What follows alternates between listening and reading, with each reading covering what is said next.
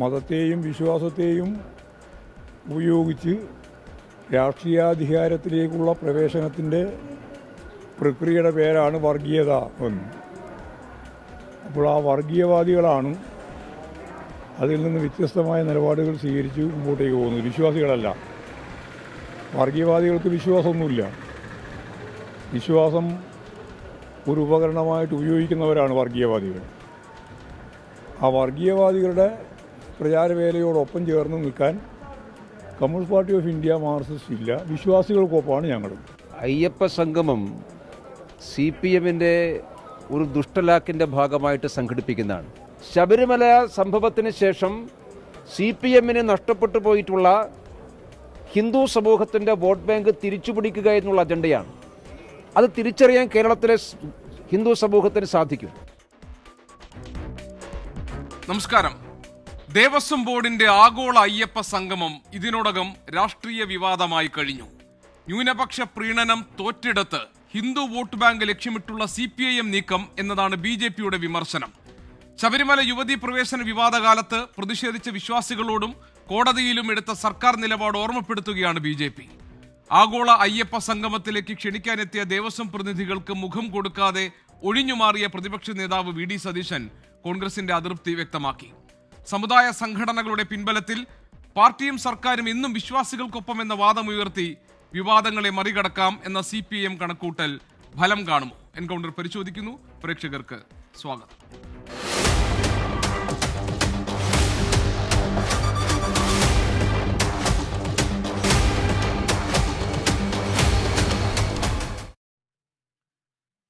CPIMൽ നിന്ന് ശ്രീ PK ഗോപൻ, കോൺഗ്രസിൽ നിന്ന് ശ്രീമതി ദീപ്തി മേരി വർഗീസ്, BJPയിൽ നിന്ന് ശ്രീ പത്മനാഭൻ എന്നിവരാണ് ഇന്ന് ഈ ചർച്ചയിൽ പങ്കെടുക്കാൻ നമ്മളോടൊപ്പം ഉള്ളത്. ശ്രീ PK ഗോപൻ, ഇത് ഒരു രാഷ്ട്രീയ ലാഭത്തോടു കൂടിയല്ല, ഇത് വിശ്വാസികളുടെ ഒരു സംഗമമാണ് CPM ഉദ്ദേശിക്കുന്നത് എന്നാണല്ലോ മുഖ്യമന്ത്രി തന്നെ ഇക്കാര്യത്തിൽ വിശദീകരിച്ചിട്ടുള്ളത്. പക്ഷേ നിങ്ങൾ നേരിടുന്ന പ്രധാനപ്പെട്ട ഒരു വിമർശനം കഴിഞ്ഞ ലോക്സഭാ തെരഞ്ഞെടുപ്പിലേറ്റ തിരിച്ചടി, ആ ഘട്ടത്തിലും അതിനു മുൻപും CPM നേരിട്ടിരുന്ന ഒരു പ്രധാനപ്പെട്ട രാഷ്ട്രീയ ആക്ഷേപം ന്യൂനപക്ഷ പ്രീണനം നടത്തിക്കൊണ്ടിരിക്കുന്നു എന്നുള്ളതായിരുന്നു. അത് മാറി ഇപ്പോൾ ഹിന്ദു വോട്ട് ബാങ്ക് ലക്ഷ്യമിട്ടിട്ടുള്ളതാണ് ഇപ്പോൾ CPM കാണിക്കുന്ന അയ്യപ്പ ഭക്തരോടുള്ള ഈ സ്നേഹം. അതിൻ്റെ ഭാഗമാണ് ആഗോള അയ്യപ്പ സംഗമം എന്നതാണ് ആ വിമർശനം. അതിന് കാരണമായി നിൽക്കുന്നത് ഇപ്പോൾ CPM സർക്കാർ കൊടുത്തൊരു സത്യവാങ്മൂലമുണ്ട്, കോടതിയിൽ സ്വീകരിച്ചൊരു നിലപാടുണ്ട്. ഈ കാര്യങ്ങളിൽ ഒന്നും തിരുത്തൽ വരുത്താതെ, വിശ്വാസികളോടുള്ള സമീപനത്തിൽ മാറ്റം വരുത്താതെ ഇങ്ങനെയൊരു ആഗോള അയ്യപ്പ സംഗമം ലക്ഷ്യം വയ്ക്കുന്നത് രാഷ്ട്രീയ ലാഭമാണ് എന്ന വിമർശനമാണ് നിങ്ങൾക്കെതിരെ ഉള്ളത്. എന്താണ് CPMന് ഇതിനുള്ള മറുപടി?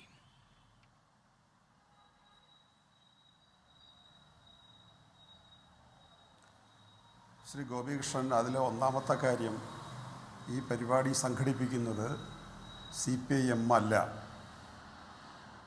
ഇത് ദേവസ്വം ബോർഡാണ് സംഘടിപ്പിക്കുന്നത്.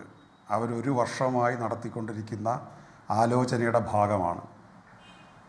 അയ്യപ്പ സംഗമം മാത്രമല്ല, എന്തെല്ലാം ഇപ്പം നമ്മുടെ കേരളത്തിൻ്റെ മുന്നോട്ട് പോക്കിന് ആരുടെയെല്ലാം സഹായം തേടാമോ, നമ്മുടെ സാർവദേശീയ രംഗത്ത് അറിയപ്പെടുന്ന പ്രതിഭകൾ, സാമ്പത്തിക വിദഗ്ധർ, കലാകാരർ, സിനിമാ കോൺക്ലേവ് നടത്തിയതിലൂടെ നമ്മളെടുത്ത സമീപനം, പഠന കോൺഗ്രസ്സിലൂടെ നമ്മളെടുക്കുന്ന സമീപനം, അങ്ങനെ വ്യത്യസ്തമായി കേരളത്തെ മുന്നോട്ട് കൊണ്ടുപോകാൻ മറ്റ് സ്റ്റേറ്റുകളിൽ സ്വീകരിക്കാത്ത ഒരുപാട് കാര്യങ്ങൾ നമ്മൾ ചെയ്യുന്നുണ്ട്.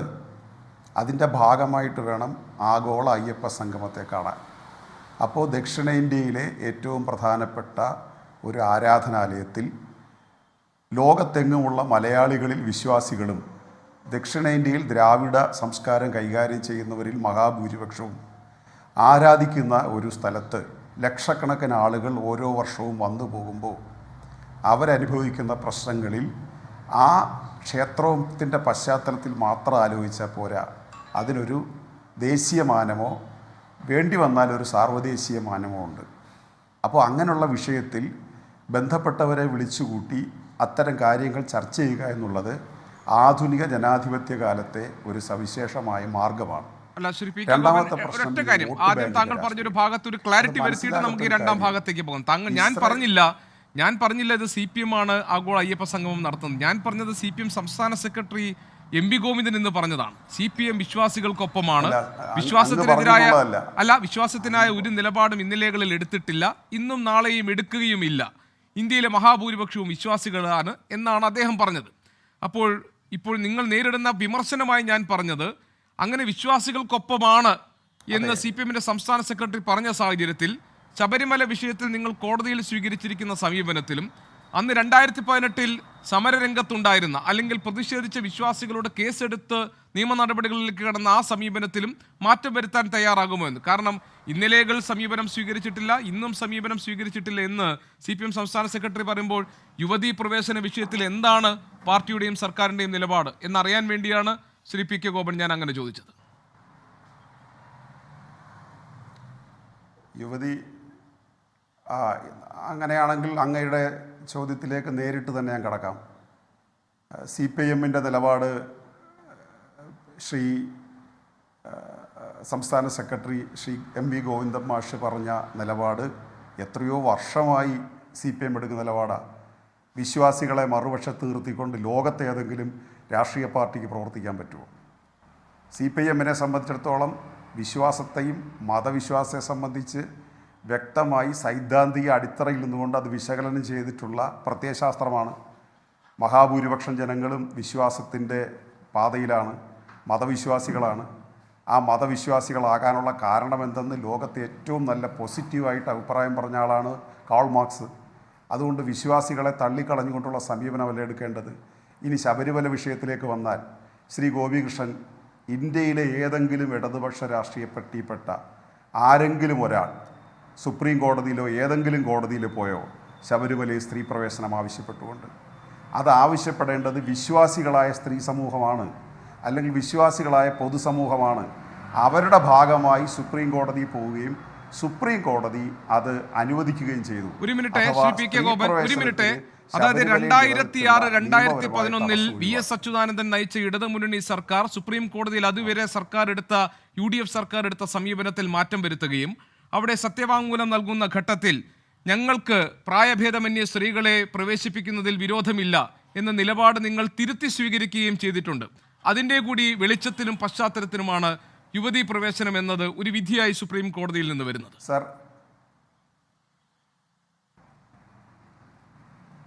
അല്ല, ഇത് അങ്ങ് തന്നെ പറഞ്ഞതിനകത്ത് വളരെ കൃത്യമായി കാര്യങ്ങൾ പറയുന്നുണ്ട്. ഞങ്ങൾ ആവശ്യപ്പെട്ടിട്ടില്ല. സുപ്രീം കോടതി ഒരഭിപ്രായം ചോദിച്ചാൽ ആധുനിക ജനാധിപത്യ സമൂഹത്തിൽ സ്ത്രീകൾക്കും പുരുഷന്മാർക്കും തുല്യ അവകാശമുണ്ട് എന്ന നിലപാടാണ് ഞങ്ങളുടേത്. എന്നാൽ ശബരിമല പ്രശ്നത്തിൽ മഹാഭൂരിപക്ഷം വിശ്വാസികൾ അവിടെ സ്ത്രീകൾ പ്രവേശിക്കേണ്ടതില്ല എന്നാണ് അഭിപ്രായമെങ്കിൽ സർക്കാരിന് വ്യത്യസ്ത അഭിപ്രായം വരില്ല. അല്ല, ഒരു മിനിറ്റ് ശ്രീ PK ഗോപൻ, അവിടെ ഒരു പ്രശ്നമുണ്ട്. അതിന് തൊട്ട് മുൻപുണ്ടായിരുന്ന UDF സർക്കാർ, അല്ല ശ്രീ PK ഗോപൻ, എന്റെ ചോദ്യം വളരെ ക്ലിയർ ആണ്. അതിന് തൊട്ട് മുൻപുണ്ടായിരുന്ന UDF സർക്കാരിന്റെ സുപ്രീം കോടതിയിൽ ഈ വിഷയത്തിലെ പൊസിഷൻ എന്തായിരുന്നു? അതിനുശേഷം വന്ന VS ഗവൺമെന്റിൽ ഈ പൊസിഷനിൽ വരുത്തിയ മാറ്റം എന്തായിരുന്നു? അത് താങ്കൾ വിശദീകരിച്ചാൽ വ്യക്തമായി മറുപടി.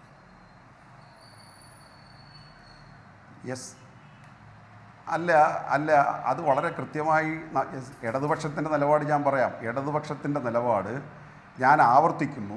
ഇടതുപക്ഷം സ്ത്രീകളെ പ്രവേശിപ്പിക്കണമെന്ന് ആവശ്യപ്പെട്ടുകൊണ്ട് VSൻ്റെ സർക്കാർ സുപ്രീം കോടതി പോയിട്ടില്ല.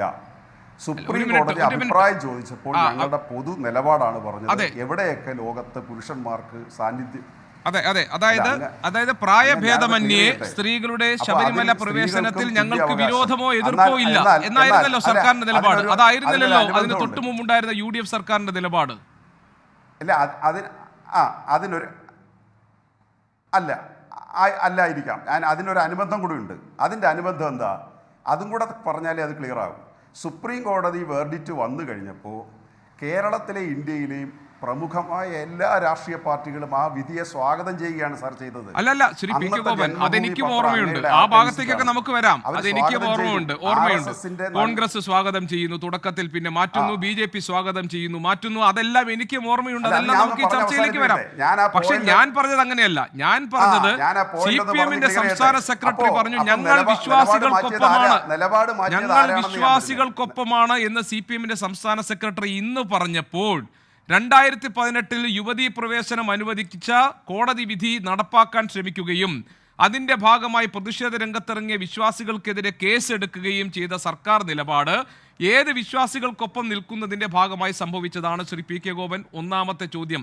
രണ്ടാമത് താങ്കൾ പറഞ്ഞു വിശ്വാസികൾക്കൊപ്പമല്ലേ ഞങ്ങൾ എന്നും നിന്നിട്ടുള്ളൂ എന്ന്. അവിടെയാണ് ഞാൻ ചോദിച്ചത്, സുപ്രീം കോടതി വിധിയിലേക്ക് നയിച്ച നിങ്ങൾ നൽകിയ സത്യവാങ്മൂലത്തിൽ പറഞ്ഞത് പ്രായഭേദമന്യേ സ്ത്രീകളെ ശബരിമലയിൽ പ്രവേശിപ്പിക്കുന്ന കാര്യത്തിൽ ഞങ്ങൾക്ക് എതിർപ്പോ വിയോജിപ്പോ ഇല്ല എന്നാണ്. അത് പറഞ്ഞത് 2006 VS അച്യുതാനന്ദൻ സർക്കാരിന്റെ കാലത്താണ്. അതിന് തൊട്ടു മുൻപുണ്ടായിരുന്ന UDF സർക്കാരിന്റെ കാലത്തെ ഇതേ വിഷയത്തിലെ സമീപനം ഇതായിരുന്നില്ല. അതാണ് ഞാൻ ചൂണ്ടിക്കാണിച്ചത്. വസ്തുതാപരമായ തെറ്റുണ്ടെങ്കിൽ താങ്കൾക്ക് ചൂണ്ടിക്കാണിക്കാം. അത് വസ്തുതാപരമായി തെറ്റില്ല, പക്ഷേ അതിന് മറുപടി കേൾക്കാൻ അങ്ങ് ക്ഷമ കാണിക്കണം. ഈ ക്ഷമയുണ്ട്, പറയൂ. അതിൽ ഒന്നാമത്തെ പ്രശ്നം ഞാൻ പറഞ്ഞല്ലോ, കോടതി വിധി വന്നു കഴിഞ്ഞപ്പോൾ എല്ലാവരും അതിനെ സ്വാഗതം ചെയ്തു. കേരളത്തിലെ ഇടതുപക്ഷ മുന്നണി ഗവൺമെൻറ് ആ കോടതി വിധിക്ക് എതിരായിട്ട് നിൽക്കണമെന്നാണോ ഈ വർത്തമാനം പറയുന്നവർ ആവശ്യപ്പെടുന്നത്? അപ്പം നിലപാട് മാറ്റിയതാരാ? ഞങ്ങൾ കോടതി വിധിയെ സ്വാഗതം ചെയ്തു. എല്ലാ രാഷ്ട്രീയ പാർട്ടികളും കോടതി വിധിയെ സ്വാഗതം ചെയ്തു. പ്രത്യേകിച്ച് RSSും BJPയും സ്വാഗതം ചെയ്തു. പക്ഷേ പന്തളത്ത് നടന്ന നാമജപഘോഷയാത്രയുടെ വെളിച്ചത്തിലാണ് കേരളത്തിലെയും ഇന്ത്യയിലെയും മറ്റു പാർട്ടികൾ നിലപാട് മാറ്റിയത്. ആ സമയത്ത് ഞങ്ങൾ നിലപാട് മാറ്റിയില്ല എന്നുള്ളൊരു അപരാധമേ ഞങ്ങൾ ചെയ്തിട്ടുള്ളൂ. എന്നാൽ ആ വിഷയം കഴിഞ്ഞു, പതിറ്റാണ്ടൊന്ന് കഴിഞ്ഞു. 2016 നിലപാട് മാറി, 2018 ഇഷ്യൂ ഉണ്ടായി. ഇപ്പോൾ കേരള സമാധാനപരമാണ്. അവിടെ സ്ത്രീകളെ പ്രവേശിപ്പിക്കേണ്ടെന്നുള്ളതാണ് വിശ്വാസികളുടെ മഹാഭൂരിപക്ഷ അഭിപ്രായമെങ്കിൽ CPMന് തർക്കമില്ല. CPM അവിടെ വിശ്വാസികളെയും അവിശ്വാസികളെയും കയറ്റാൻ വേണ്ടി പരിശ്രമിക്കുന്നുമില്ല. ഞങ്ങളെടുക്കുന്ന നിലപാടതല്ല, ഭരണഘടനാപരമായൊരു ഉത്തരവാദിത്വമുണ്ട്. ഇനി ഇതിൻ്റെ ഇടയ്ക്ക് ഒരു പോയിന്റും കൂടെ ക്ലിയർ ചെയ്യണം. ന്യൂനപക്ഷ പ്രീണനം എന്നിവിടെ വാദിച്ചു. വിശദാംശങ്ങളിലേക്ക് പോകുന്നില്ല, ഒട്ടും പോകുന്നില്ല. ഒറ്റ വാചകമേ ഉള്ളൂ. ഗാസയിലെ കുട്ടികളെ ഇസ്രായേൽ ഞെരിച്ചു കൊല്ലുമ്പോൾ, ബോംബിട്ട് കൊല്ലുമ്പോൾ, പട്ടിണി കിടക്കുന്ന കുഞ്ഞുങ്ങളെ കൊല്ലുമ്പോൾ ഞങ്ങൾ അതിന് അനുകൂലമായി സമീപനം എടുക്കാതിരുന്നാൽ, അഥവാ ഗാസയ്ക്ക് വേണ്ടി നിലപാട് എടുത്താൽ ഞങ്ങൾ മുസ്ലിം പ്രീണനം ആണെന്നാണോ ഇവരെല്ലാം പറയുന്നത്? പ്രശ്നങ്ങളുടെ അടിസ്ഥാനത്തിലാണ് നിലപാടെടുക്കുന്നത്. രാജ്യത്തുയർന്നു വരുന്ന, ലോകത്തുയർന്നു വരുന്ന ഓരോ പ്രശ്നങ്ങളുടെ അടിസ്ഥാനത്തിൽ ഞങ്ങൾ നിലപാടെടുക്കുകയാണ്. ആ നിലപാടിൻ്റെ അടിസ്ഥാനത്തിൽ കാര്യങ്ങൾ വിശദീകരിക്കുമ്പോൾ അത് പ്രീണനമല്ല. ഇപ്പോഴും അങ്ങനെയാണ് സംഭവിക്കുന്നത്. ആഗോള അയ്യപ്പ സംഗമം വരാനുള്ള കാരണം എന്താ? 75ാം വാർഷികവുമായി ബന്ധപ്പെട്ട് ദേവസ്വം ബോർഡ് ഒരു നിലപാടെടുത്തപ്പോൾ അതിനെ പിന്തുണയ്ക്കേണ്ടതും അതിനാവശ്യമായ സൗകര്യങ്ങൾ ഒരുക്കി കൊടുക്കേണ്ടതും ദേവസ്വം ബോർഡിൻ്റെ മേൽ അധികാരമുള്ള സംസ്ഥാന ഗവൺമെൻറ്, അഥവാ കുറച്ചുകൂടി ഭരണഘടനാപരമായി ഉത്തരവാദിത്തമുള്ള ഒരു ഗവൺമെൻറ്റിൻ്റെ ചുമതലയായിട്ടാണ് ഞങ്ങൾ അതിനെ. അവിടെ ഒരു ഹർജി ഇപ്പോൾ കോടതിയിലേക്ക് വന്നിട്ടുണ്ട്. ഹൈക്കോടതിയുടെ ദേവസ്വം ബെഞ്ച് അത് ഈ തിങ്കളാഴ്ച പരിഗണിക്കാൻ പോവുകയും 2 ദിവസത്തിനകം പരിഗണിക്കാൻ പോവുകയുമാണ്. അതിൽ പറഞ്ഞത് ദേവസ്വം ബോർഡ് ഈ മതേതര സർക്കാർ എങ്ങനെയാണ് മതപരമായ കാര്യങ്ങളിൽ ഇടപെടുന്നത്, ദേവസ്വം ബോർഡിന് എങ്ങനെയാണ് ഇത് നടത്താൻ കഴിയുക എന്നൊക്കെയുള്ള ചോദ്യങ്ങളാണ് ആ ഹർജിയിൽ ചോദിച്ചിട്ടുള്ളത്. അത് കോടതിയിൽ വരട്ടെ. പിന്നെ ഒരൊറ്റ കാര്യം, ശ്രീ പി കെ ഗോപൻ, താങ്കൾ പറഞ്ഞു വിശ്വാസികൾക്ക് ഇതല്ല താല്പര്യമെങ്കിൽ അതിനോടൊപ്പം സർക്കാർ നിൽക്കുമെന്നും. വളരെ പെട്ടെന്ന് താങ്കൾ ഈ സർക്കാരിൻ്റെ ഇപ്പോഴത്തെ നിലപാട് വ്യക്തമാക്കി. അതുകൊണ്ടാണ് ഞാൻ 2018 CPMന്റെ നിലപാടും 2018 ഒക്ടോബർ 3 മുഖ്യമന്ത്രി നടത്തിയ വാർത്താ സമ്മേളനത്തിൽ പറഞ്ഞ ഒരു 4 വാചകം താങ്കളുടെ ശ്രദ്ധയിലേക്ക് കൊണ്ടുവന്നിട്ട് ഞാൻ മറ്റു അതിഥികളിലേക്ക് പോകും. അദ്ദേഹം പറഞ്ഞതിലെ രത്ന ചുരുക്കമാണ്, സുപ്രീം കോടതി ഒരു നിലപാട് സ്വീകരിച്ചാൽ പിന്നെ അതാണ് നിയമം, അതിനാവശ്യമായ സൗകര്യങ്ങൾ സർക്കാർ ചെയ്തു നൽകും. വിശ്വാസികൾ എല്ലാവരും യുവതീ പ്രവേശനത്തെ എതിർക്കുന്നവരല്ല. യുവതികൾ ശബരിമലയിൽ പ്രവേശിക്കണം എന്നാഗ്രഹിക്കുന്ന വിശ്വാസികളുണ്ട്. യുവതികൾക്ക് പ്രവേശിക്കാനുള്ള അനുമതി സുപ്രീം കോടതി നൽകിയിരിക്കുന്നു. അപ്പോൾ അവർ പോകട്ടെ എന്നതാണ് സർക്കാരിൻ്റെ നിലപാട്. സർക്കാർ കോടതിയുടെ നിലപാടിനൊപ്പമാണ്. റിവ്യൂ ഹർജി നൽകില്ല. ഇതാണ് മുഖ്യമന്ത്രി പറഞ്ഞത്. ഞാനൊന്ന് താങ്കളെ ഓർമ്മപ്പെടുത്തിയെന്ന് മാത്രം. ശ്രീമതി ദീപ്തി മേരി വർഗീസ്, ഇന്നിപ്പോൾ ഈ ആഗോള അയ്യപ്പ സംഗമത്തിലേക്ക് ക്ഷണം ലഭിച്ചിരിക്കുന്നത് CPMകാർക്കല്ല. ആഗോള അയ്യപ്പ സംഗമം നടത്തുന്നതും CPMകാരല്ല, അത് നടത്തുന്നത് ദേവസ്വം ബോർഡാണ്. അതിനുവേണ്ടിയുള്ള സഹായം സർക്കാർ ചെയ്തു കൊടുക്കുമെന്ന് മുഖ്യമന്ത്രി വിശദീകരിച്ചിട്ടുണ്ട്. ഇത് മതേതരമായ നിലനിൽക്കുന്ന മതേതര ആശയങ്ങൾക്ക് പ്രാധാന്യം ലഭിക്കുന്ന ഒരു ക്ഷേത്രമാണ് ശബരിമല. അതുകൊണ്ട് അത് പ്രോത്സാഹിപ്പിക്കുന്നതിൽ തെറ്റില്ല എന്ന നിലപാട് സർക്കാർ സ്വീകരിച്ചിട്ടുണ്ട്. അതിനും പുറമെ ഇപ്പോൾ കേന്ദ്രമന്ത്രി സുരേഷ് ഗോപിയുമായി, പന്തളം കൊട്ടാരവുമായി, അതോടൊപ്പം തന്നെ അകന്നു നിൽക്കുന്ന, ഇന്നിപ്പോൾ പ്രതിപക്ഷ നേതാവിനെ നേരിട്ട് കണ്ട് ക്ഷണിക്കാൻ പോയി അദ്ദേഹം മുഖം കൊടുക്കാതെ ഒഴിഞ്ഞുമാറി. അങ്ങനെ MPമാരെ, MLAമാരെ, ഈ രാഷ്ട്രീയാതീതമായ എല്ലാവരെയും ഈ അയ്യപ്പ സംഗമത്തിലേക്ക് ക്ഷണിക്കുകയാണ് ഇപ്പോൾ ദേവസ്വം ബോർഡ് ചെയ്യുന്നത്. എന്നിട്ടും എന്തുകൊണ്ടാണ് ഇത് രാഷ്ട്രീയ ലാഭത്തിനാണ് എന്ന് നിങ്ങൾ ആരോപിക്കുന്നത്? എന്തിനാണ് ഈ സംശയം? ആദ്യമായി ഞാനൊരു കാര്യം പറഞ്ഞോട്ടെ.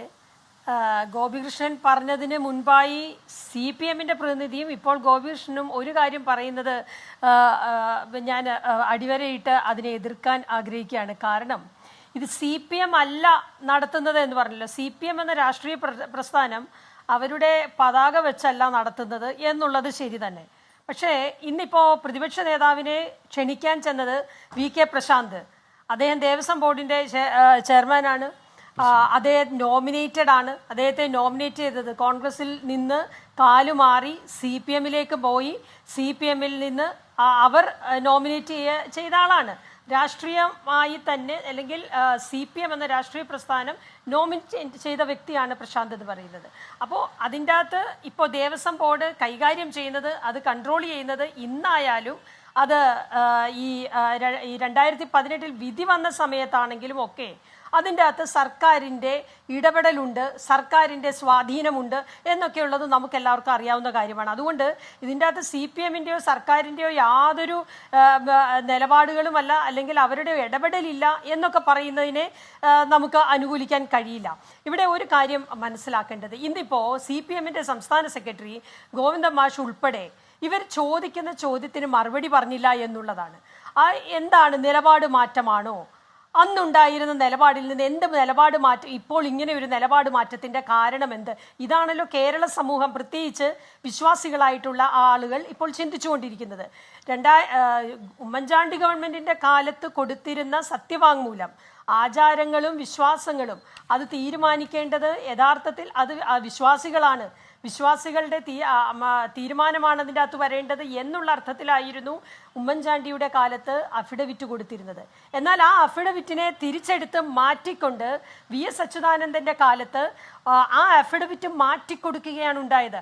ആ അഫിഡവിറ്റിൽ വളരെ കൃത്യമായി പറയുന്നുണ്ട്, ഇതിൻ്റെ അകത്ത് ഭരണഘടന വിഭാവനം ചെയ്യുന്ന ഈക്വാലിറ്റി ബിഫോർ ലോ എന്നുള്ള ഫാക്ടർ ഇൻക്ലൂഡ് ചെയ്തുകൊണ്ട് വേണം ഇത് തീരുമാനമെടുക്കാൻ എന്ന് മാത്രമല്ല, ഓറലി സുപ്രീം കോടതിയിൽ നടന്ന വാദങ്ങളിലൊക്കെ കേരളത്തിനെ റെപ്രസെൻ്റ് ചെയ്ത നമ്മുടെ കൗൺസിൽ പറഞ്ഞിരിക്കുന്നത് ഇതിന് അനുകൂലമായിട്ടല്ല.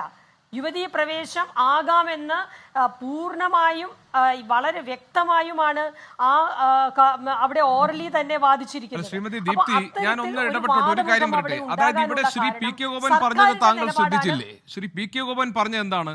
കമ്മ്യൂണിസ്റ്റ് പാർട്ടിയുടെ അടിസ്ഥാനപരമായി ഇത്തരം കാര്യങ്ങളിലുള്ള സമീപനം എന്ന് പറയുന്നത് ഏതെങ്കിലും തരത്തിലുള്ള വിവേചനം ഇതുപോലെയുള്ള കാര്യങ്ങളിൽ ആവശ്യമില്ല, സ്ത്രീ പുരുഷ വിവേചനത്തിന്റെ ആവശ്യമില്ല, ആരാധനാലയങ്ങൾ എല്ലാവർക്കും ഉള്ളതാണ്, ജാതിയുടെയോ മതത്തിൻ്റെയോ ലിംഗത്തിൻ്റെയോ പേരിലുള്ള വിവേചനം ആവശ്യമില്ല, അതൊരു പുരോഗമന ആശയത്തിന്റെ ഭാഗമായി ഞങ്ങളുടെ വിശ്വാസമാണ്, ഞങ്ങൾ ആ നയവുമാണ്, ഞങ്ങൾ അത് മൂല്യമായി കരുതുന്നവരാണ് എന്ന് അദ്ദേഹം പറഞ്ഞു. അതുകൊണ്ടാണ് ഇതാണ് ആവശ്യമെങ്കിൽ അങ്ങനെ നടക്കട്ടെ എന്നൊരു നിലപാട് അന്ന് സ്വീകരിച്ചതെന്ന് പറഞ്ഞു. രണ്ടാമത്തെ കാര്യം, ഇപ്പോൾ ഈ ആഗോള അയ്യപ്പ സംഗമം നടത്തുന്നതിൻ്റെ ഒരു പശ്ചാത്തലം കൂടി അദ്ദേഹം പറഞ്ഞു.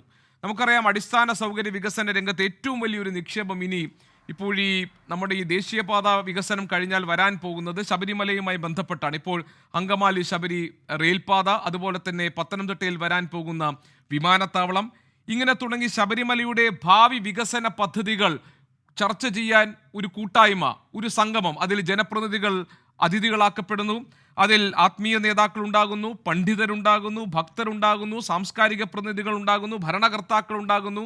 അങ്ങനെ എല്ലാവരുടെയും ഇടയിൽ നിന്നുകൊണ്ട് ഒരു ആശയ രൂപീകരണം എന്നതാണ് ഉദ്ദേശിക്കുന്നതെന്ന് പറയുമ്പോൾ നിങ്ങൾ അതിൽ രാഷ്ട്രീയം കാണുന്നത് എന്തുകൊണ്ടാണ് എന്നാണ് ഞാൻ ശ്രീ ദീപ്തി മേരി വർഗീസിനോട് ചോദിച്ചത്. ശ്രീമതി ദീപ്തി മേരി വർഗീസിനോട് ചോദിച്ചത്.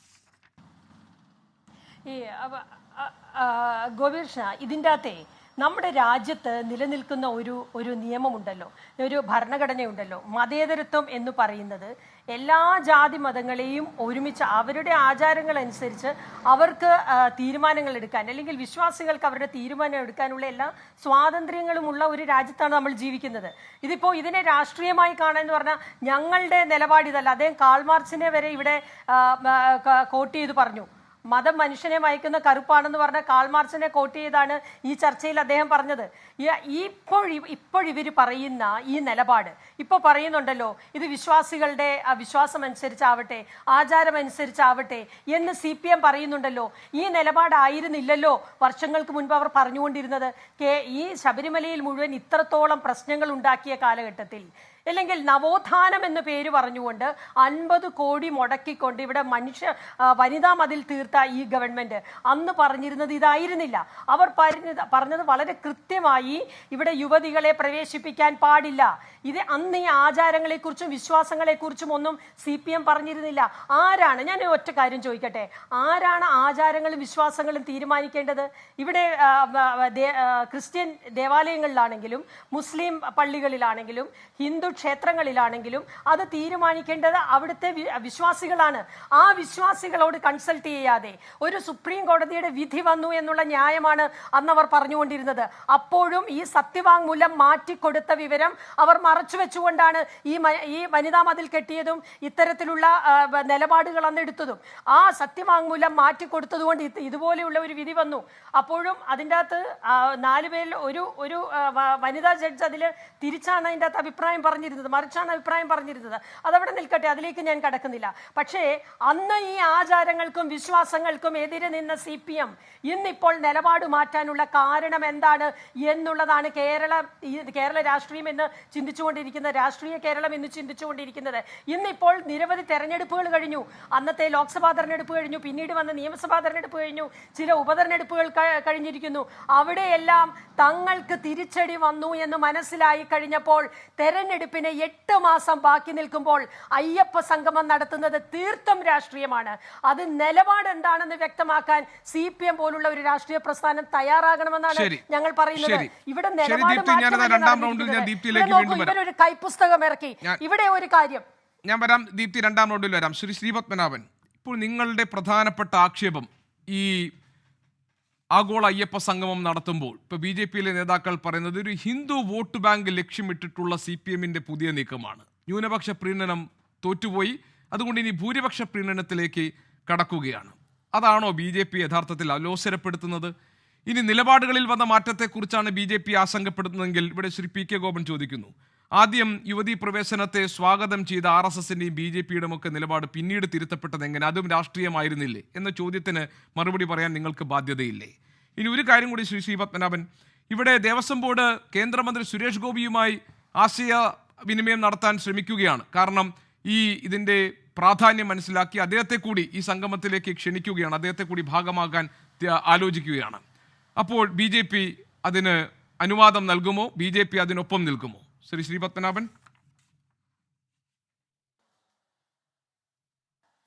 അല്ല, ഇത് ആര് പറഞ്ഞിട്ടാണ് നടത്തുന്നത്? തന്ത്രി പറഞ്ഞോ? ഇത് നടക്കുന്നത് പത്തനംതിട്ട ടൗൺ ഹാളിലല്ല. ദേവസ്വം ബോർഡിന്റെ 75ാം വാർഷികത്തോടനുബന്ധിച്ച് പത്തനംതിട്ട ടൗൺ ഹാളിലോ തിരുവനന്തപുരം ടൗൺ ഹാളിലോ ഒരു പൊതുപരിപാടി നടത്തുന്നതല്ല. ഇത് ശബരിമലയുടെ പൂങ്കാവനത്തിന്റെ ഉള്ളിലാണിത് നടത്തുന്നത്. ശബരിമലയുടെ പൂങ്കാവനത്തിനുള്ളിൽ ഒരു പരിപാടി നടത്തുമ്പോൾ അതെ, അത് പൂങ്കാവനത്തിന്റെ ഭാഗമാണത്. അപ്പോൾ തന്ത്രിയോട് സമ്മതം വാങ്ങിച്ചോ? തന്ത്രി പറഞ്ഞോ? പോട്ടെ, ദേവപ്രശ്നത്തിൽ പറഞ്ഞോ? അടിയന്തരമായിട്ട് ശബരിമലയിലെ ദോഷപരിഹാരത്തിന് അല്ലെങ്കിൽ ഐശ്വര്യവർദ്ധനവിന് അവിടെ ഒരു അയ്യപ്പ ഭക്ത സംഗമം നടത്തണമെന്ന് പറഞ്ഞോ?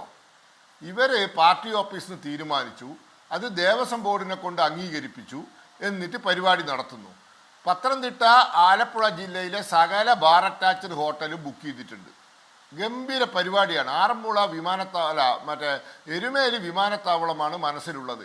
ലക്ഷക്കണക്കിന് രൂപയുടെ വരുമാനം കണ്ടെത്താനുള്ള പുതിയ മാർഗങ്ങൾ തേടുകയാണ്.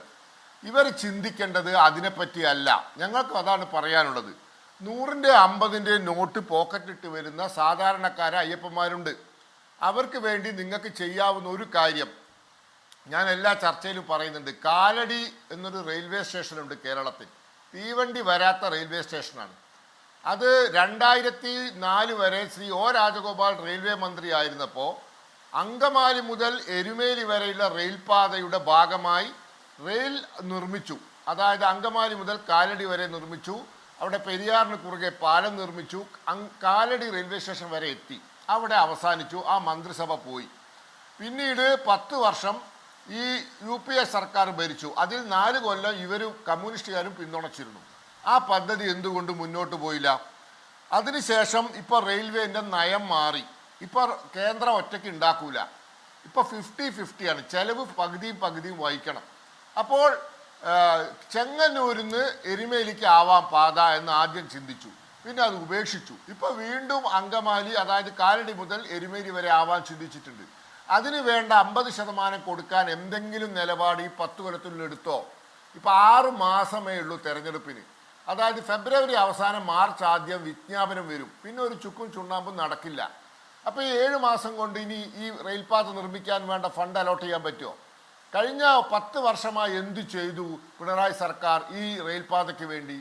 നിങ്ങൾ ചെങ്ങന്നൂർ KSRTC ബസ് സ്റ്റാൻഡ്, ഏറ്റവും കൂടുതൽ ശബരിമല തീർത്ഥാടകർ വന്ന് ഇറങ്ങുന്ന railway station Chengannur railway station. ഇന്ന് ചെങ്ങന്നൂർ റെയിൽവേ സ്റ്റേഷൻ അമൃതഭാരത് പദ്ധതിയിൽ ഉൾപ്പെടുത്തി കേന്ദ്ര സർക്കാർ വലിയ തോതിൽ വികസിപ്പിക്കുകയാണ്. എന്നാൽ ചെങ്ങന്നൂർ KSRTC ബസ് സ്റ്റാൻഡിലെ സൗകര്യങ്ങൾ വർദ്ധിച്ചിട്ടുണ്ടോ? തിരുവല്ല KSRTC ബസ് സ്റ്റാൻഡിൻ്റെ സൗകര്യങ്ങൾ വർദ്ധിപ്പിച്ചിട്ടുണ്ടോ? പത്തനംതിട്ട KSRTC ബസ് സ്റ്റാൻഡിനെ പറ്റി ഞാൻ പറയുന്നില്ല, അതൊരു ജലാശയമാണ് മഴ പെയ്താൽ. കോട്ടയം KSRTC ബസ് സ്റ്റാൻഡിൻ്റെ സൗകര്യങ്ങൾ നിങ്ങൾ വർദ്ധിപ്പിച്ചിട്ടുണ്ടോ? അടിസ്ഥാന സൗകര്യ വികസന രംഗത്ത്, അതായത് ബസ്സിലും തീവണ്ടിയിലും യാത്ര ചെയ്തു വരുന്ന 100-ൻ്റെയും 50-ൻ്റെയും നോട്ട് പോക്കറ്റിലുള്ള പാവപ്പെട്ട അയ്യപ്പ ഭക്തന്മാർ, അവർക്ക് വേണ്ടി നിങ്ങൾ എന്തു ചെയ്തു കഴിഞ്ഞ 10 വർഷമായി? അല്ല ശ്രീ ശ്രീപത്മനാഭൻ, ഞാൻ ഇടയ്ക്ക് ഒരു കാര്യം ചോദിച്ചോട്ടെ. ഇതൊരു ഇൻവെസ്റ്റ്മെന്റ് പദ്ധതിയാണ്, അല്ലെങ്കിൽ അതാണ് ഇതിന് പിന്നിലുള്ളത്, ഒരു ബിസിനസ് താല്പര്യമാണ് എന്നാണോ താങ്കൾ പറഞ്ഞു വരുന്നത്? ഇനി അങ്ങനെയാണെങ്കിൽ അതിൽ കുഴപ്പമുണ്ടോ? തീർച്ചയായിട്ടും ഇത് ആഗോള നിക്ഷേപ സംഗമമാണ്. അതിനെ പറ്റിയിട്ട് അടുത്ത ദിവസം ഒരു വിവരാവകാശ നിയമപ്രകാരം മറുപടി കിട്ടിയല്ലോ. 25 വിദേശ രാജ്യങ്ങളിൽ നിക്ഷേപം ക്ഷണിക്കാൻ മുഖ്യമന്ത്രി പോയിട്ട് ഒരു MOU പോലും സൈൻ ചെയ്തിട്ടില്ല. അപ്പോൾ അതവിടെ നിൽക്കട്ടെ. അപ്പോൾ ഇത് ഒരു എരുമേലി വിമാനത്താവളം മുന്നിൽ കണ്ടുകൊണ്ട് എന്തെങ്കിലും നിക്ഷേപം കേരളത്തിലേക്ക് വരുത്താൻ പറ്റുമോ എന്ന് ഉള്ള കച്ചവട മനസ്സ് വെച്ചുകൊണ്ട് CPM-ഉം ദേവസ്വം ബോർഡും കൂടി ഒത്തുകളിച്ച് നടത്തുന്ന പരിപാടിയാണ്. തന്ത്രി ആവശ്യപ്പെട്ടിട്ടില്ല, ദേവപ്രശ്നത്തിൽ ആവശ്യപ്പെട്ടിട്ടില്ല. ഇതാണ്. ഇനി റിവ്യൂ പെറ്റീഷൻ സുപ്രീം കോടതിയിൽ പെൻഡിങ് ആണ്. എന്ത് നിലപാട് എടുക്കാൻ പോകുന്നത്? 6 മാസം കൂടിയേ ഉള്ളൂ, എന്നാലും നിങ്ങൾ എന്ത് നിലപാടെടുക്കും? അതിലെ ദേവസ്വം ബോർഡ് പ്രസിഡന്റ് പറഞ്ഞിരിക്കുന്നത് ഈ ആചാര സംരക്ഷണവുമായി ബന്ധപ്പെട്ട കാര്യങ്ങളിൽ നിയമോപദേശം തേടി അതിനനുസൃതമായ ഒരു നിലപാട് എടുക്കുമെന്നാണ് ശ്രീ ശ്രീപത്മനാഭൻ. അതാണ് ഇപ്പൊ പുതുതായിട്ട് ആ കാര്യത്തിൽ വന്നിട്ടുള്ള ഒരു കാര്യം. പിന്നെ അതിനിടയിൽ ഒറ്റ കാര്യം കൂടി ഞാൻ പറഞ്ഞോട്ടെ. ഈ താങ്കൾ ഈ പറഞ്ഞതിന്റെ അർത്ഥം BJP ഇതുമായി സഹകരിക്കില്ല എന്നാണോ? ഇപ്പൊ താങ്കൾ പറഞ്ഞതുപോലെ നിക്ഷേപങ്ങൾ ക്ഷണിക്കാൻ വേണ്ടിയുള്ള ഒരു പരിപാടിയാണ് ഇതെന്ന് കരുതുക. ഇതിനകത്ത് ഇൻവെസ്റ്റ്മെന്റ് എന്നുള്ളൊരു പദമാണ് അതിൽ ഇല്ലാതെ പോയിരിക്കുന്നത് എന്ന് കരുതുക. അങ്ങനെയാണെങ്കിൽ അതിൽ വലിയ പിഴവുണ്ട്, കുഴപ്പങ്ങളുണ്ടെന്നാണോ താങ്കൾ പറഞ്ഞത്?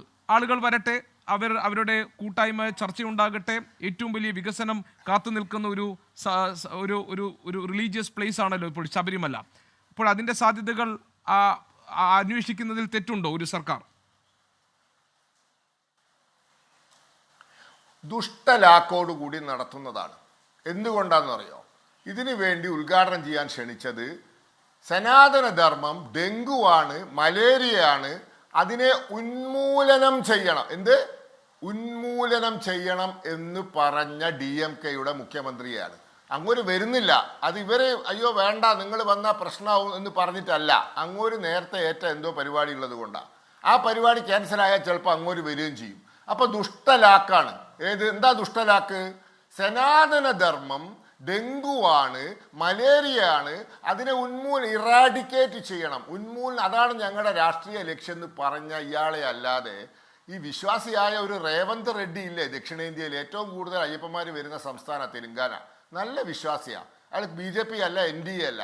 സിദ്ധരാമയ്യ പോട്ടെ, അയാൾ അമ്പലത്തിൽ പോവാത്ത വിശ്വാസി അല്ലാത്ത കോൺഗ്രസ്സുകാരനാണ്. നല്ല വിശ്വാസിയായ റേവന്ത് റെഡ്ഡി ഉണ്ടല്ലോ, അങ്ങനെ വിളിച്ചാൽ പോരെ? അപ്പം നിങ്ങളുടെ ഉദ്ദേശം ഇതിനെ ഒരു കച്ചവട സ്ഥാപനമാക്കുക, ഈ സനാതന ധർമ്മത്തെ നശിപ്പിക്കണമെന്ന് പുരപ്പുറത്ത് കയറി പ്രസംഗിക്കുന്നവരെ കൊണ്ടുവരിക.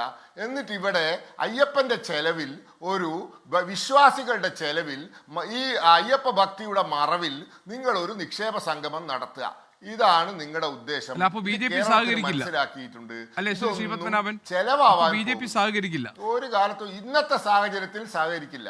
ശരി, ശ്രീ ഇന്നത്തെ സാഹചര്യത്തിൽ സഹകരിക്കാൻ ശരി, സാധ്യമല്ല. ഇനി ഞാൻ വരാം താങ്കൾ അടുത്ത റൗണ്ടിൽ. ശ്രീ PK ഗോപൻ, രണ്ട് കാര്യങ്ങളാണ് പ്രധാനമായിട്ടും ഈ ചർച്ചയിൽ ഉയർന്നു വന്ന വിമർശനം. ഒന്ന്, നിങ്ങളുടെ അയ്യപ്പ സ്നേഹം ഇപ്പോൾ ഈ സർക്കാരിനും ദേവസ്വം ബോർഡും ഒക്കെ ഇപ്പോൾ കാണിക്കുന്ന അയ്യപ്പ ഭക്തന്മാരുടെ പേരിൽ കാണിക്കുന്ന ഈ സ്നേഹം അത് കാപഢ്യമാണ്, അതിന് പിന്നിൽ വ്യക്തമായ താല്പര്യങ്ങളുണ്ട്.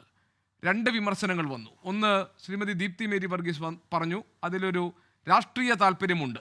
ന്യൂനപക്ഷങ്ങളുടെ പിന്തുണ, ഇപ്പം 2024 ലോക്സഭാ തെരഞ്ഞെടുപ്പിലൊക്കെ ഫലം CPM തന്നിട്ടുള്ള ആഘാതം അത് പരിശോധിക്കുമ്പോൾ അത് ഈ ശബരിമല വിഷയത്തിൽ അടക്കമെടുത്ത തീരുമാനം അല്ലെങ്കിൽ ന്യൂനപക്ഷ പ്രീണനം എന്ന ആക്ഷേപം ഇതൊക്കെ നിങ്ങൾക്ക് തിരിച്ചടിയായി എന്ന് അറിഞ്ഞുകൊണ്ട് ഹിന്ദു വോട്ട് ബാങ്ക് ലക്ഷ്യമിട്ടുകൊണ്ട് നിങ്ങൾ നടത്തുന്ന ഒരു രാഷ്ട്രീയ നീക്കം. രണ്ട്, ഇതിനകത്ത് ഒരു സാമ്പത്തിക ഭാഗം കൂടി അല്ലെങ്കിൽ ഒരു ബിസിനസ് താല്പര്യം കൂടി ഒളിഞ്ഞു കിടക്കുന്നു. അതാണ് ശ്രീ ശ്രീപത്മനാഭൻ പറഞ്ഞത്, കച്ചവടമാണ് മനസ്സിലുള്ളത്.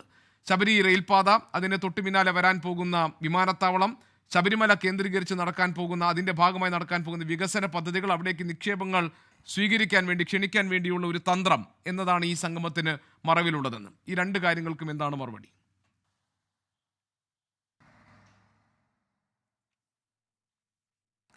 ശ്രീ ഗോപികൃഷ്ണൻ അതിൽ കുറേ വിഷയങ്ങൾ അവർ ഉയർത്തിയിട്ടുണ്ട്. അതിൽ ശ്രീമതി ദീപ്തി മേരി വർഗീസ് ഇവിടെ പറഞ്ഞ പ്രശ്നത്തിൽ രണ്ട് കാര്യത്തിനെ മറുപടി പറയുന്നുള്ളൂ. ഒന്ന്, അവർ സുപ്രീം കോടതിയെ കണ്ടത് പഴയ ഒരു BJP പ്രവർത്തകൻ പിന്നീട് കോൺഗ്രസ്സിൽ പോയ ആൾ നടത്തിയ ഒരു ടെലിവിഷൻ ചർച്ചയിൽ അദ്ദേഹം പറഞ്ഞത് ഒരു മഹാത്മാഗാന്ധിയെ ചെറുതായിട്ടൊന്ന് വെടിവെച്ച് കൊന്നു, അതിനാണ് ഇത്രയും വലിയ പ്രശ്നം ഉണ്ടാക്കുന്നതെന്ന്. ഒരു രേവതി മോഡൽ സംഭാഷണമാണ് അദ്ദേഹം നടത്തിയത്. അതുപോലാണിപ്പോൾ എൻ്റെ സഹോദരി ശ്രീമതി ദീപ്തി പറഞ്ഞത് ഒരു സുപ്രീം കോടതി വിധിയെന്ന്. ഈ ഒരു സുപ്രീം കോടതി വിധിയാണ് എൻ്റെ സഹോദരി കോൺഗ്രസിൻ്റെ നേതൃത്വവും അഖിലേന്ത്യാ നേതൃത്വവും RSSൻ്റെ ദേശീയ നേതൃത്വം എല്ലാം സ്വാഗതം ചെയ്തത്. ആ നിലപാട് അവരാ മാറ്റിയത്, ഞങ്ങളല്ല മാറ്റിയത്. രണ്ടാമത്തെ പ്രശ്നം, ശ്രീമതി ദീപ്തി പറഞ്ഞത് മതം മനുഷ്യനെ മയക്കുന്ന കറുപ്പാണ്. ശ്രീമതി ദീപ്തി നല്ല എഡ്യൂക്കേറ്റഡ് ആണല്ലോ. കാർൽ മാർക്സ് ലോകത്തെവിടെങ്കിലും മയക്കുന്ന എന്ന വാക്ക് ഉപയോഗിച്ചിട്ടുണ്ടോ? മതം മനുഷ്യനെ മയക്കുന്ന എന്ന വാക്ക് അദ്ദേഹം ഉപയോഗിച്ചിട്ടില്ല. അല്ല, ഞാൻ പറഞ്ഞല്ല പറഞ്ഞത്. അപ്പം എന്നാ ഞാൻ അല്ല, അതാ മാർസ് അങ്ങനെ പറഞ്ഞിട്ടില്ലെന്നാ ഞാൻ പറഞ്ഞേ. മാർസ് മനുഷ്യനെ മതം മനുഷ്യനെ അല്ല, ഒരു കാര്യം ചെയ്താട്ടെ, നിങ്ങൾ പറയുമ്പോൾ എനിക്ക് ഒരുപാട് ഇടപെടലിലുള്ള ആവേശമൊക്കെ ഉണ്ടായിരുന്നു. അല്ല, താങ്കൾ ഞാനത് ചർച്ചയുടെ മര്യാദ വെച്ചുകൊണ്ടല്ല, എനിക്ക് ഇടപെടാൻ അറിയാൻ വയ്യാത്തതുകൊണ്ടല്ല. അതുകൊണ്ട് ദയവായിട്ട് കേൾക്കൂ, ഞാൻ പറയുന്ന പോയിന്റ് കേൾക്കൂ. മതം മനുഷ്യനെ മയക്കുന്ന കറുപ്പാന്നല്ല മാർസ് പറഞ്ഞത്. ഈ മയക്കുന്ന എന്ന വിശേഷണ പദം ട്രാൻസ്ലേഷൻ്റെ ഭാഗമായിട്ട് വന്നതാണ്. അതിൻ്റെ യഥാർത്ഥ ട്രാൻസ്ലേഷൻ മതം വേദന സംഹാരിയാണെന്നാണ്. അതായത് കറുപ്പ് എന്തിനാണ് ഉപയോഗിച്ചുകൊണ്ടിരുന്നത്? ലഹരിക്ക് മാത്രമല്ല, കറുപ്പ് ഉപയോഗിച്ചുകൊണ്ടിരുന്നത് ആധുനിക മെഡിസിൻ ഉണ്ടാകാത്ത കാലത്ത് അർബുദം വന്നു കഴിഞ്ഞാൽ താൽക്കാലികമായി കൊടുക്കുന്ന ആശ്വാസമാണ്. അതൊരു പോസിറ്റീവായിട്ട് മതത്തെ കണ്ടതിൻ്റെ ഭാഗമാണ്. നിങ്ങൾക്കൊരാശ്വാസമാണ് മതമെന്നാണ് മാർസ് പറഞ്ഞത്, അല്ലാതെ മതം മയക്കിക്കൊണ്ടിരിക്കുന്ന ഒന്നല്ല പറഞ്ഞത്. അതിന് ഒരുപാട് ദുർവ്യാഖ്യാനങ്ങൾ പിന്നീട് വന്നു. അതവിടെ ഇരിക്കട്ടെ, നമ്മുടെ വിഷയം അതല്ല. മൂന്നാമത്തെ കാര്യം, നമ്മുടെ BJPയുടെ പ്രതിനിധി പറഞ്ഞ ചില വിഷയങ്ങളാണ്. അതിൽ അദ്ദേഹം ദേവപ്രശ്നം വെച്ചോന്നാണ് ചോദിക്കുന്നത്. ഞാൻ അങ്ങയുടെ ശ്രദ്ധയിലേക്ക് കൊണ്ടുവരട്ടെ. ശബരിമലയിലെ തന്ത്രി നിയമനത്തിനും ശബരിമലയിലെ അവിടുത്തെ പലതരത്തിലുള്ള ഉദ്യോഗസ്ഥ നിയമനത്തിനും മറ്റും ധാരാളമായി പണം വാങ്ങിച്ച് പഴയ കാലത്ത് ദേവസ്വം ബോർഡ് അംഗങ്ങൾ നേരിട്ട് ആളുകളെ നിയമിച്ചുകൊണ്ടിരുന്നത്. ഒരു ദേവപ്രശ്നവും വെച്ചിട്ടല്ല അതിന് പരിഹാരം ഉണ്ടാക്കിയത്. അത് അവിടുത്തെ ഭൗതിക കാര്യങ്ങളുമായി ബന്ധപ്പെട്ട കാര്യമാണ്, വിശ്വാസവുമായി ബന്ധപ്പെട്ട കാര്യമല്ല. വിശ്വാസവുമായി ബന്ധപ്പെട്ട കാര്യത്തിനാണ് നിങ്ങൾ ദേവപ്രശ്നത്തിലേക്ക് പോകേണ്ടത്.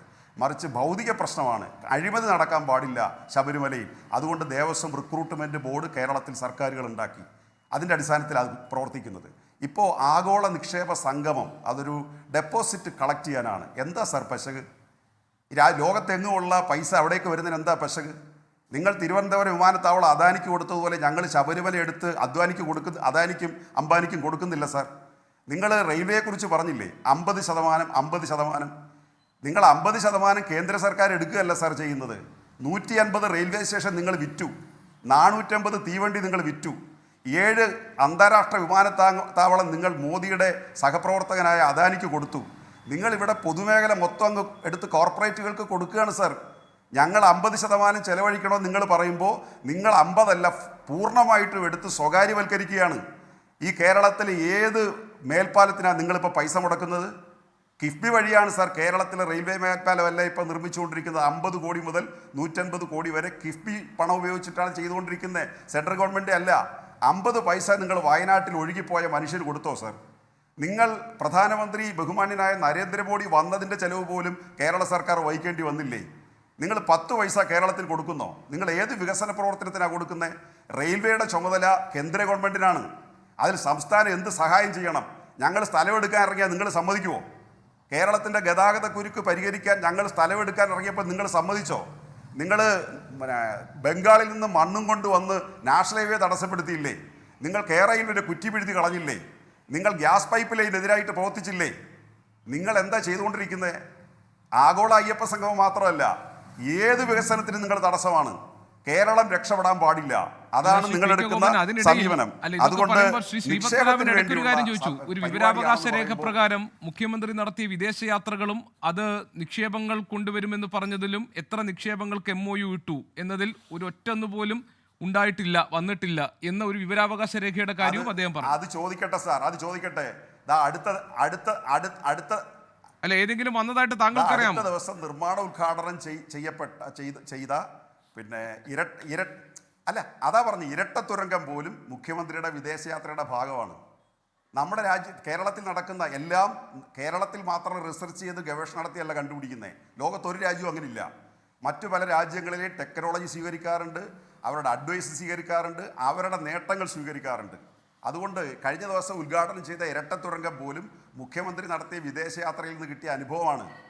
ധാരാളം നിക്ഷേപങ്ങൾ അതിൻ്റെ ഓഫറുമായിട്ട് വന്നിട്ടുണ്ട്. ഇപ്പോൾ ആഗോള നിക്ഷേപ സംഘം ഉൾപ്പെടെ കൊച്ചിയിൽ നടത്തിയപ്പോൾ എത്ര വലിയ നേട്ടമാണ് അതിൽ ഉണ്ടായിരിക്കുന്നത്. ഏതെല്ലാം കാര്യത്തിലാണ് നമ്മൾ ഭാവിയിലേക്ക് മുന്നേറാൻ പോകുന്നത്.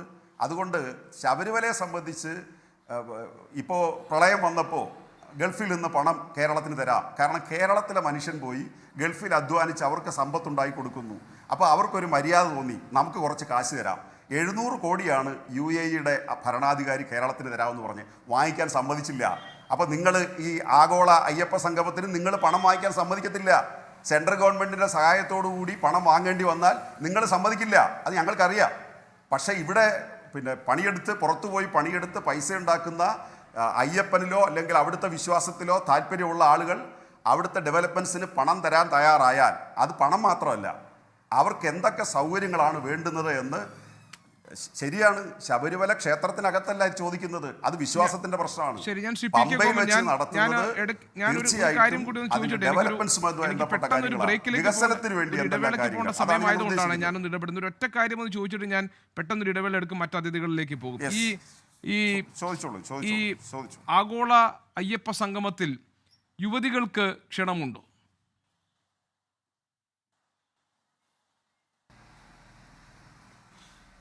അല്ല, ആഗോള അയ്യപ്പ സംഗമത്തിൽ അവിടെ ആളുകളുടെ പ്രായത്തിൻ്റെയും മറ്റും പ്രശ്നമല്ല ഇപ്പം ചർച്ച ചെയ്തുകൊണ്ടിരിക്കുന്നത്. അവിടെ ചർച്ച ചെയ്തത് ഓരോ മേഖലയിൽ നിന്നുള്ള പ്രാതിനിധ്യമാണ് അവിടെ ആവശ്യപ്പെടുന്നത്. അപ്പോൾ ഞങ്ങൾ ഇന്ന ആളുകളെ പങ്കെടുപ്പിക്കണമെന്നല്ല പറയുന്നത്, ഇന്ന വ്യക്തികൾ പങ്കെടുക്കണമെന്നല്ല പറയുന്നത്, മറിച്ച് പൊതുവായ നിലപാടാണ് എടുത്തിട്ടുള്ളത്. ആ പൊതുവായ നിലപാടിൽ കേരളത്തിൽ നിന്ന് ഇത്ര ആളുകൾ, തമിഴ്നാട്ടിൽ ഇത്ര ആളുകൾ, അങ്ങനെ അതിന്റെ ഭാഗമായി തമിഴ്നാട്ടിൽ നിന്ന് 500 പേരെ ശബരിമലയിൽ എത്തുന്ന വിശ്വാസികളോട് ആനുപാതികമായിട്ടാണ് പ്രതിനിധികളെ നിശ്ചയിച്ചിരിക്കുന്നത്. അങ്ങനെയാണല്ലോ ഞാൻ മനസ്സിലാക്കുന്നത്. കേരളത്തിൽ നിന്ന് 500 പേരെയാണ് നിശ്ചയിച്ചത്. പ്രൊപ്പോർഷനേറ്റ് ആയിട്ടാണ് ഞാൻ മനസ്സിലാക്കി. അതെനിക്ക് മനസ്സിലായി. ഞാൻ ചോദിക്കുന്നത് അതിൽ മറ്റ് പ്രായ റെസ്ട്രിക്ഷൻസ് ഒന്നുമില്ല. യുവതികളടക്കം ആർക്കും പങ്കെടുക്കാവുന്ന, അല്ലെ? യുവതികളടക്കം ആർക്കും പങ്കെടുക്കാവുന്ന. അല്ല, അതിൻ്റെ ഡീറ്റെയിൽസ് ദേവസ്വം ബോർഡാണ് പറയേണ്ടത്. പക്ഷെ പമ്പയിൽ ചെല്ലുന്നതിന് ആർക്കും തടസ്സമില്ലല്ലോ. പമ്പയിൽ ശബരിമലയിൽ കയറുന്നതിനാണ് യുവതികൾക്ക് അനുവാദമില്ലാത്തത്. ഇതിന്റെ ഡീറ്റെയിൽസ് പറയേണ്ട ദേവസ്വം ബോർഡാണ്. പ്രായത്തിന്റെ അടിസ്ഥാനത്തിൽ വികസനവുമായി ബന്ധപ്പെട്ട് നമ്മൾ ചർച്ച ചെയ്യുമ്പോൾ വിശ്വാസവുമായി ബന്ധപ്പെട്ടാണ് മാത്രം. പിന്നെ പുറത്തിറക്കിയ ഒരു വാർത്താക്കുറിപ്പിന്റെ ഒരു കോപ്പി എന്റെ കയ്യിലുണ്ട്. നമുക്ക് അത് വെച്ചിട്ടാണ് ഇനി ഒരു കാര്യം പറഞ്ഞോളൂ. അല്ല, അതിനു മുമ്പ് ശ്രീ പത്മനാഭൻ അദ്ദേഹം പറഞ്ഞ ഒരു കാര്യം, എന്തുകൊണ്ട് ഇന്ന മുഖ്യമന്ത്രിയെ ക്ഷണിച്ചില്ല, ഇന്ന മുഖ്യമന്ത്രി. BJP ഒരു ലിസ്റ്റ് പ്രസിദ്ധീകരിച്ചിട്ട് അതനുസരിച്ചല്ലല്ലോ ക്ഷണിക്കുന്നത്. തമിഴ്നാടിൻ്റെ പാരമ്പര്യം, ഈ തമിഴ്നാടിൽ EV രാമസ്വാമി നായ്ക്കർ ഉൾപ്പെടെ, ഈ നായ്ക്കർ എന്ന് പറയുന്നത് അദ്ദേഹത്തിന് ഇഷ്ടപ്പെടുന്ന കാര്യമല്ല, അതൊരു സമുദായത്തിൻ്റെ പേരാണ്. EV രാമസ്വാമിയെ പോലുള്ള ആളുകൾ വലിയ ഉഴുതുമറിച്ചിട്ടൊരു മണ്ണാണ് തമിഴ്നാട്. ആ തമിഴ്നാട്ടിൽ രാമനെ അല്ല അവർ പ്രധാനമായിട്ട് ആരാധിക്കുന്നത്, അവർ കമ്പരാമായണത്തിൽ രാവണനെയാണ് ആരാധിക്കുന്നത്. അങ്ങനെ ഒരു സംസ്കൃതി കൂടി ഹിന്ദുമതത്തിൻ്റെ ഭാഗമായിട്ടുണ്ട് സാർ. ആ വിശ്വാസികളെ നമുക്ക് പരിഗണിക്കണം, അല്ലാതെ BJP പറയുന്ന വിശ്വാസികളെ മാത്രമല്ല. BJPക്കെതിരായിട്ട് ഏറ്റവും നല്ല രാഷ്ട്രീയ സ്റ്റാൻഡ് എടുത്തുകൊണ്ടിരിക്കുന്ന ഒരു ഇടതുപക്ഷ ഇതര മുഖ്യമന്ത്രി ഈ പരിപാടിയിൽ പങ്കെടുക്കുന്നതിൽ അങ്ങേക്ക് എന്തിനാണ് നോവുണ്ടാവുന്നത്? അദ്ദേഹം ഉൾപ്പെടെ വരട്ടെ, രേവന്ത് റെഡ്ഡിക്കും വരാം. എല്ലാ ദക്ഷിണേന്ത്യൻ ഭരണാധികാരികളെയും നമ്മൾ ക്ഷണിക്കുന്നുണ്ട്.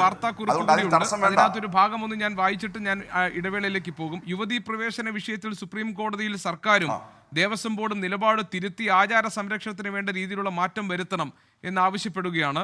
ഭക്തജന സമൂഹത്തിന്റെ അഭിപ്രായങ്ങൾ കേൾക്കുവാനും അവർ വിശ്വാസത്തിലെടുത്തും അവരുടെ അഭിപ്രായങ്ങൾ കൂടി കേട്ട് വിശ്വാസികളുടെ വിശ്വാസങ്ങൾക്ക് കോട്ടം വരാതെ സംരക്ഷിച്ചെങ്കിൽ മാത്രമേ ഈ അയ്യപ്പ സംഗമം കൊണ്ട് അതിൻ്റെ എല്ലാ ഉദ്ദേശങ്ങളും സാധൂകരിക്കൂ എന്ന് കൊട്ടാരത്തിൻ്റെ ഭാഗത്ത് നിന്ന് വന്നിട്ടുള്ള ഒരു വാർത്താക്കുറിപ്പുണ്ട്. അതിലൊരു മറുപടി ഞാൻ താങ്കളിൽ നിന്ന് പ്രതീക്ഷിക്കുന്നുണ്ട്. പക്ഷേ എനിക്ക് മറ്റ് 2 അതിഥികളിലേക്ക് കൂടി പോകണം. ഞാൻ താങ്കളിലേക്ക് തീർച്ചയായും വരും. ശ്രീമതി ദീപ്തി മേരി വർഗീസ്, ഈ ആഗോള അയ്യപ്പ സംഗമത്തിന്റെ കാര്യത്തിൽ എന്താണ് UDFന്റെ നിലപാട്?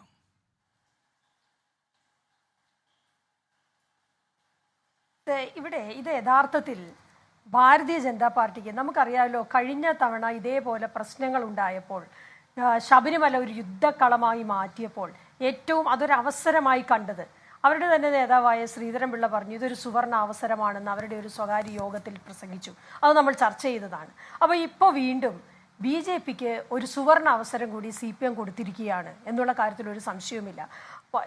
ഒന്നാമത്തെ കാര്യം ഞാൻ ആദ്യം തന്നെ പറഞ്ഞു, ഇത് തെരഞ്ഞെടുപ്പുമായി ബന്ധപ്പെട്ട് ഇതൊരു രാഷ്ട്രീയ ലാഭമുണ്ടാക്കുവാനുള്ള ഒരു തീരുമാനമാണ് CPMന്റെ ഭാഗത്തു നിന്ന് ഉണ്ടായിരിക്കുന്നത്. രണ്ടാമതായിട്ട് BJPയെ സംബന്ധിച്ച് ഇതൊരു അവസരമാക്കി വീണ്ടും അവർക്കൊരു അവസരം കൂടി കൊടുത്തിരിക്കുകയാണ്. കാരണം ഞാൻ ചോദിക്കുന്നത്, ഇപ്പോൾ ഇവർ ഈ നിലപാട് മാറ്റി, ഇപ്പോൾ ഇവിടുത്തെ CPMന്റെ പ്രതിനിധി പ്രിയപ്പെട്ട സുഹൃത്ത് പറഞ്ഞല്ലോ നിലപാട് മാറി ഇവിടെ സംസാരിച്ചു. എനിക്ക് തോന്നുന്നു സംസ്ഥാന സെക്രട്ടറി ഗോവിന്ദൻ മാഷ് പോലും ഇതുപോലെ നിലപാട് പറഞ്ഞിട്ടില്ല, കൃത്യമായ നിലപാട് പറഞ്ഞിട്ടില്ല. ഇന്ന് ചോദിച്ചപ്പോൾ അദ്ദേഹം പറയുന്നു ആചാരങ്ങളെല്ലാം വിശ്വാസങ്ങളും ഒക്കെ അവരുടെ വിശ്വാസികളുടെ താല്പര്യപ്രകാരം നടക്കട്ടെ എന്ന് പറയുകയാണ്. ഞാനൊരു കാര്യം ചോദിച്ചോട്ടെ, ഈ മാളികപ്പുറത്തമ്മയുടെ കല്യാണം നടത്തിയ നിങ്ങളുടെ ഈ ഒരു പുതിയ താത്വിക ആചാര്യനുണ്ടല്ലോ, ഒരു പുതിയ തലമുറയെപ്പെട്ട താത്വിക ആചാര്യനായി വളർന്നുകൊണ്ടിരിക്കുന്ന ഒരു നേതാവുണ്ടല്ലോ, സ്വരാജ് കഴിഞ്ഞ ഈ പ്രശ്നങ്ങളൊക്കെ ഉണ്ടായ സമയത്ത് CPM നിലപാടെടുത്ത സാഹചര്യത്തിൽ കേരളം മുഴുവൻ നടന്നു പ്രസംഗിച്ചല്ലോ. അതിന് മാളികപ്പുറത്തമ്മയുടെ കല്യാണം നടത്തുകയും ഇവിടെ പ്രളയമുണ്ടായത് മാളികപ്പുറത്തമ്മയുടെ കണ്ണുനീര് കൊണ്ടാണെന്നും അപ്പോൾ ആ കണ്ണുനീര് കൊണ്ട് പ്രളയമുണ്ടായെന്നും പിന്നീട് ദീപക് മിശ്രയുടെ അടുത്ത് പോയി അയ്യപ്പൻ പോയി പറഞ്ഞുവെന്നും അങ്ങനെ ദീപക് മിശ്ര വിധി പുറപ്പെടുവിച്ചുവെന്നും ഒക്കെ വളരെ പരിഹസിച്ചുകൊണ്ട് കളിയാക്കിക്കൊണ്ട് കേരള സമൂഹത്തോട് പ്രത്യേകിച്ച് വിശ്വാസികളുടെ മുൻപാകെ പ്രസംഗിച്ച സ്വരാജ് നിലപാട് മാറ്റാൻ തയ്യാറാണോ എന്നറിയണം. ആരിഫ് എന്ന് പറയുന്ന ആലപ്പുഴയുടെ MP വളരെ കൃത്യമായി എത്രയോ മാധ്യമങ്ങളെ വിളിച്ചുകൊണ്ട് പറഞ്ഞു ഞങ്ങൾ ഇത് നടപ്പാക്കും, ഞങ്ങൾ യുവതികളെ കയറ്റും. CPMന്റെ മുഴുവൻ നേതാക്കന്മാരും മരിച്ചുപോയ കോടിയേരി ബാലകൃഷ്ണൻ ഉൾപ്പെടെ, പിന്നീട് കോടിയേരി ബാലകൃഷ്ണൻ പരാജയം വന്നപ്പോൾ വീടുകളിൽ കയറുന്നതും നമ്മൾ കണ്ടു. വീടുകളിൽ കയറി ആളുകളെ വിശ്വാസികളെ കൺവിൻസ് ചെയ്യാൻ ശ്രമിക്കുന്ന ഒരു ശ്രമവും കണ്ടു. ആ ശ്രമമൊന്നും പക്ഷേ വിലപ്പോയില്ല എന്നുള്ളത് പിന്നീടാണ് CPMന് മനസ്സിലായത്. അതുകൊണ്ടാണ് ഇത്തരത്തിലുള്ള ഒരു പുതിയൊരു സംവിധാനവുമായി ഇപ്പോൾ വന്നിരിക്കുന്നത്.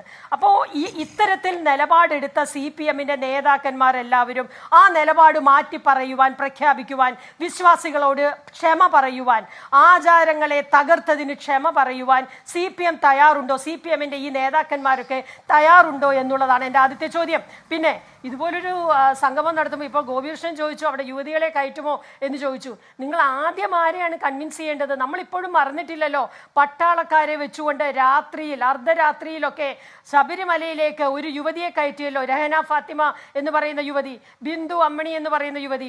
ഈ 2 യുവതികളെ കൂടി നിങ്ങൾ ഈ സംഗമത്തിന് വിളിക്കണം.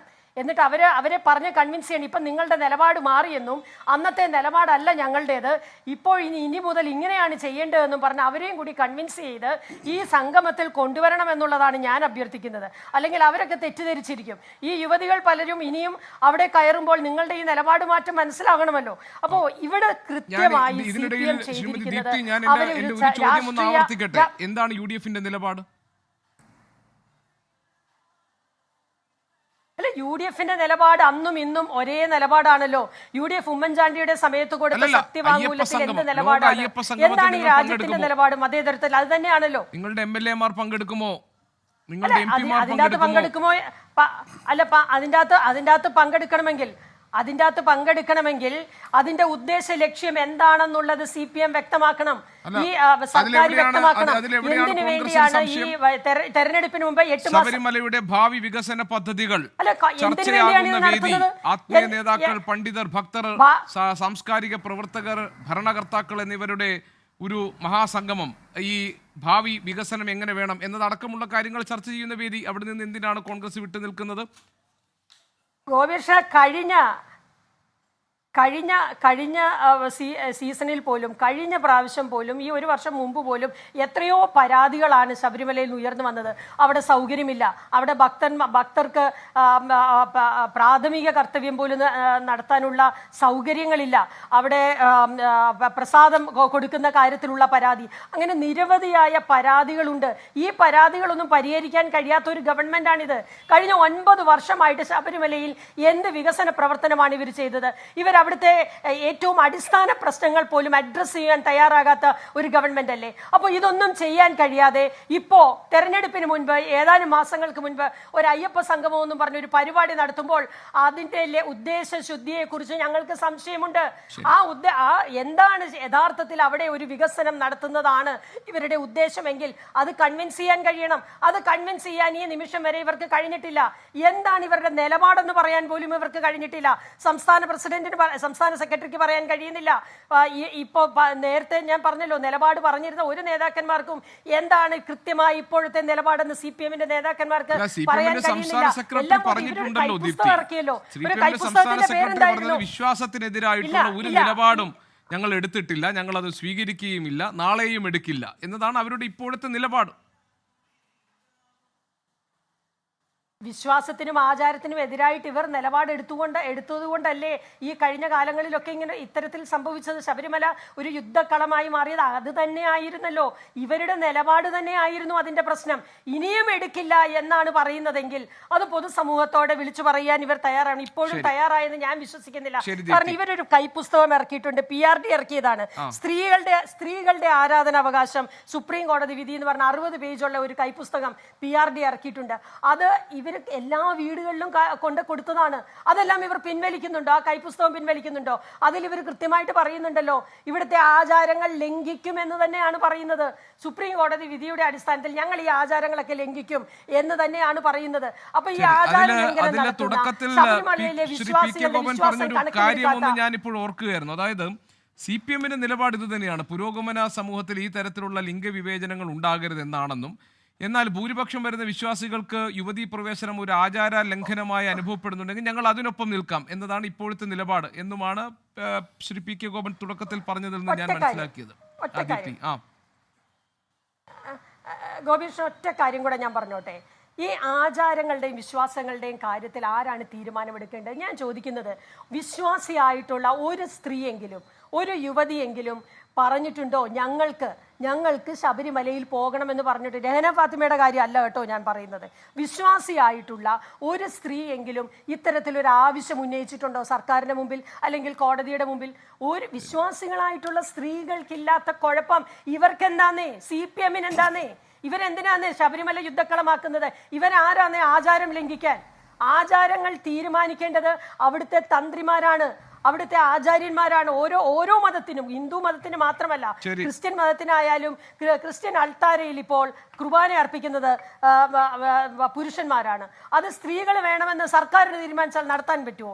അത് ആ ദേവാലയത്തിൽ എന്ത് ചെയ്യണം എന്നുള്ളത് ആ സമുദായമാണ് തീരുമാനിക്കേണ്ടത്. ശ്രീപത്മനാഭൻ, ഇതിന് പിന്നിൽ ഈ അയ്യപ്പ സംഗമം നടത്തുന്നതിന് പിന്നിൽ രാഷ്ട്രീയ താല്പര്യമില്ലേ എന്ന് CPM സംസ്ഥാന സെക്രട്ടറിയോട് ചോദിച്ചപ്പോൾ അദ്ദേഹം പറഞ്ഞ മറുപടി, ഇന്ത്യയിലെ മഹാഭൂരിപക്ഷവും വിശ്വാസികളാണ്, അവരെ ഉപയോഗിക്കാനാണ് വർഗീയവാദികൾ ശ്രമിക്കുന്നത്. വർഗീയവാദികൾക്ക് വിശ്വാസമില്ല, വിശ്വാസം ഒരു ഉപകരണമായി ഉപയോഗിക്കുന്നവരാണ് അവർ. വിശ്വാസികളെ കൂടെ ചേർത്ത് വേണം വർഗീയവാദികളെ ചെറുത്ത് തോൽപ്പിക്കാൻ എന്നാണ് BJPക്ക് തന്ന മറുപടിയല്ലേ അത്?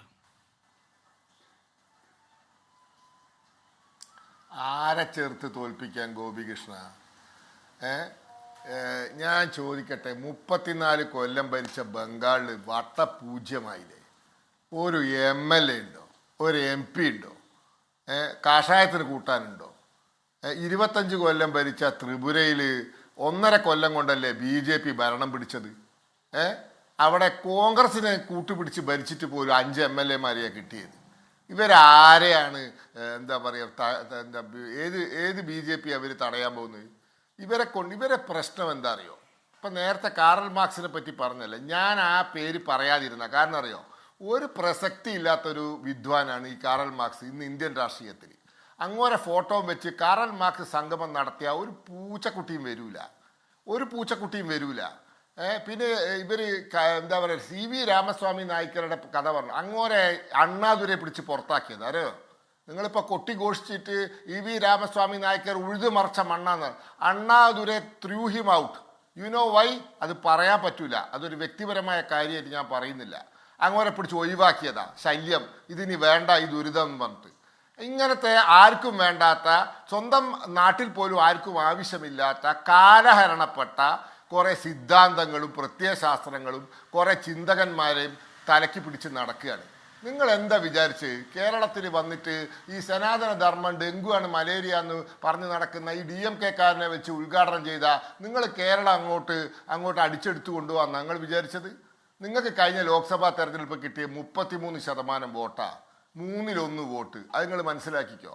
നിങ്ങൾ ഈ കേരളത്തിൽ ഈ എന്താ പറയുക, ഈ ഭക്തിയുടെ പേരിൽ, വിശ്വാസത്തിൻ്റെ പേരിൽ നിങ്ങൾ നിങ്ങളുടെ പാർട്ടി കെട്ടിപ്പടുക്കാൻ പോകണ്ട. അത് നടക്കൂല, അത് നടക്കാത്ത കാര്യമാണ്.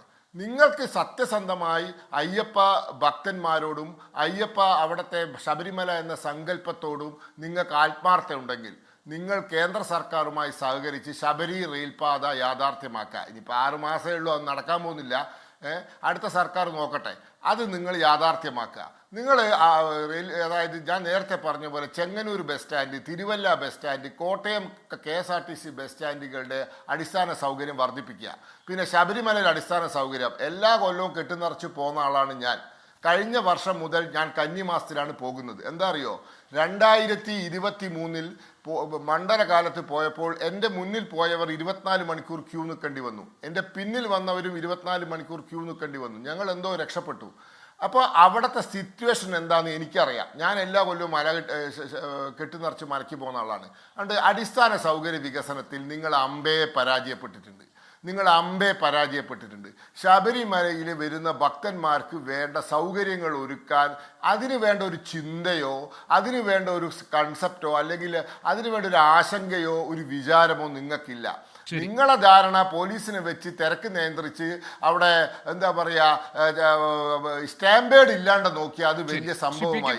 പക്ഷെ അവിടെ വരുന്ന ഭക്തന്മാർക്ക് ദുരിതമാണ്, അവർ വലിയ ബുദ്ധിമുട്ട് സഹിക്കുന്നുണ്ട്. അത് അവിടെ പോയാലേ മനസ്സിലാവും.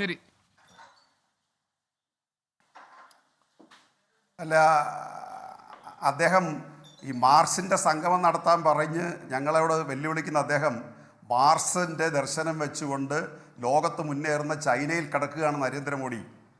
ഇന്ന് അമേരിക്ക ഉൾപ്പെടെയുള്ളവർ അദ്ദേഹത്തിന്റെ പാർട്ടിയെയും ഗവൺമെന്റിനെയും നന്നായിട്ട് ദ്രോഹിക്കുമ്പോൾ ചൈനയാണ് ആശ്വാസമായിട്ട് നിൽക്കുന്നത്. അത് മാർസിന്റെ സംഗമത്തിന്റെ കൂടി ഭാഗമാണ് സർ. അത് മാർസ് അതെ, അങ്ങ് പറഞ്ഞാൽ മതി. പണ്ടേ അങ്ങനെ അല്ല, ദാരിദ്ര്യത്തിന്റെ പേരാ കമ്മ്യൂണിസം എന്നാ പണ്ട്.